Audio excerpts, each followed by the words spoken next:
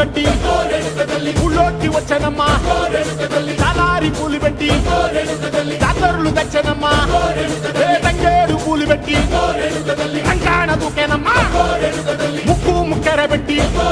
ముల్లోకాల నెలనమ్మా ముందార చూడంగా మున్నూరు కన్నులమ్మా ఎనకాల చూడంగా ఏనూరు కన్నులమ్మా సాధు శిస్తులంతా సాగిల బట్టరమ్మా మహారాజు రాజులంతా మొగారిల్లిరమ్మా కోరిక కోరంగా